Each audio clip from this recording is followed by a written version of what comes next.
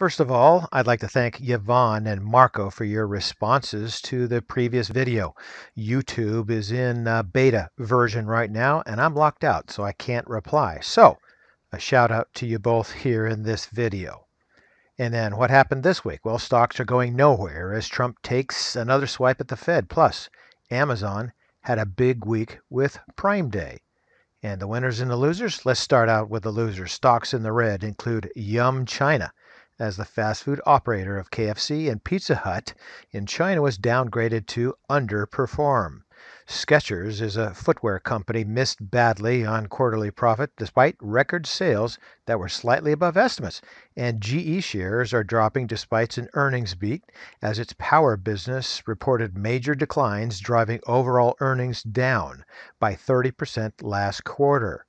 And what about the stock winners? Well, stocks in the green include Honeywell, as a conglomerate reported an 8% sales jump and up to 218 profit guidance.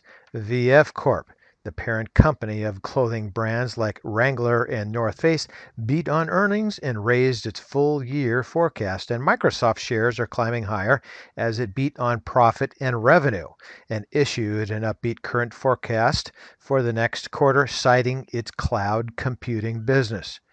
So, what about the ChewDog composite? Well, who cares?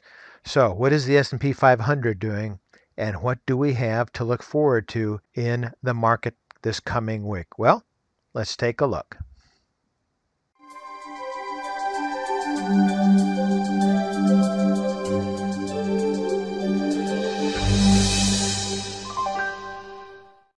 Starting out here with the S&P 500, looking at the spiders on a 2-year weekly chart. And as you can see here, the close on Friday was 279.68.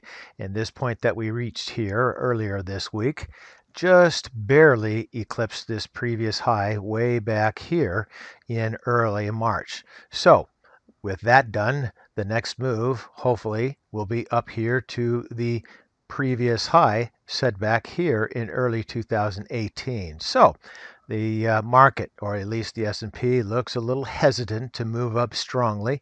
It's slowly marching up, but very, very slowly.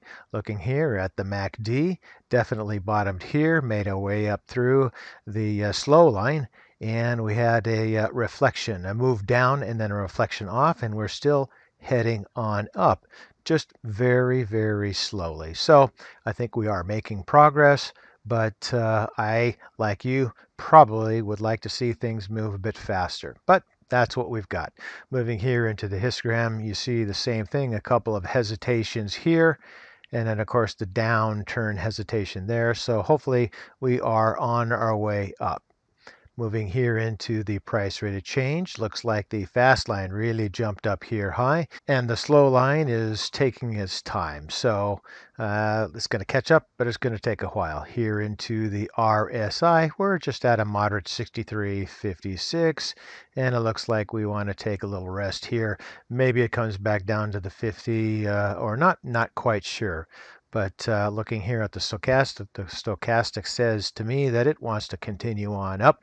The fast line is in the overbought territory with the slow line just knocking on the door right here. So I would imagine next week we'll probably move into the overbought territory with both the fast line and the slow line. Here, volume looks just fine. And then the Williams has been up here for some time. It was an early indicator telling us that things were on its way, but just doing a little bit of sawtoothing here. So everything looks fine for a continued upward move in the market. I think it just has a little bit of a hesitation. It's a little shy of trying to reach that previous high. It's unsure of itself, doesn't have the confidence right now. Let's go look at the 6-month daily chart now. This is the 6-month daily chart on the SPY, and I drew these channel lines here, the lower portion and then the upper portion here. And that's just my approximation.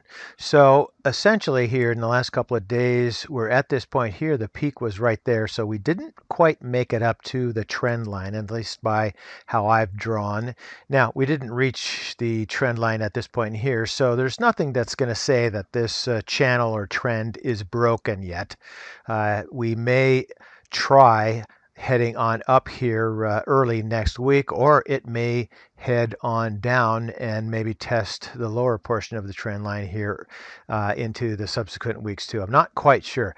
I tend to think, and this is just my guesstimation, I tend to think that we'll probably skip here and then maybe try to head on up and test the upper portion of that channel into next week. I'm not really sure yet, but I think that the higher the probability, in my own opinion, is that we head up early next week and maybe try to test that. We'll see. Into the MACD. The MACD is telling us otherwise. It's looks like it's peaked here, and it may head on down, but it's peaked here, and it didn't really have any particular peak at this point except for maybe right here.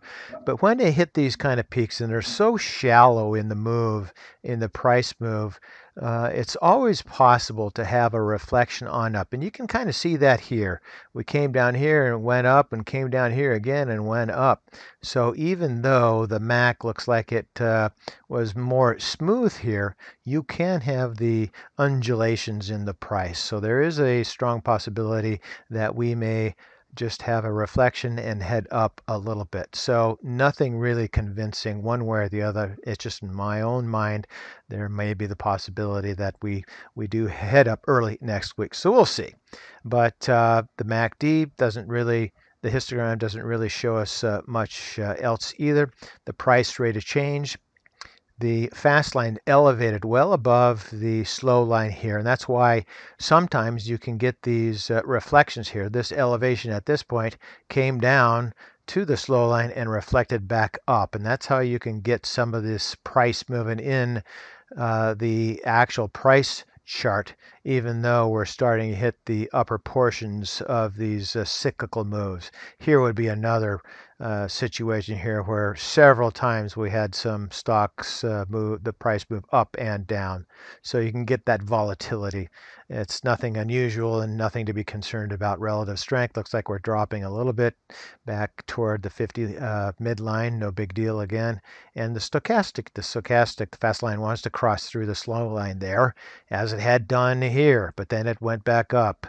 And a little small reflection, and of course you see these small reflections in there as well. This one came on down and said, I'm heading down, and that's what happened. But here you have a fast line move through the slow line and then a reflection, and the price will go right back up. So it's very possible to have some of those things in this kind of a market. And volume looks fine. A couple of red days here, a little bit higher volume, but still nothing to be concerned about. Again, the Williams is up here in the overbought territory, has been for a good part of July. Nothing says that it can't stay up here. We've seen extended periods of time in the overbought territory in these previous occasions. So very possible that we stay up there. Moving on back up here to the price chart. Once again, it would be interesting to see if we had a reflection early next week with a move toward the upper portion of that channel. If it doesn't, then that's going to be not really a red flag, but it's just a caution signal. We're going to want to see where, if the market turns and heads down, we want to see if it breaches through this lower trend line, and that would be a red flag if it did that. So we still have a week or two before that occurs, so we just have to keep our eyes out. So that's it for today. So for ChewDog Charts, thank you.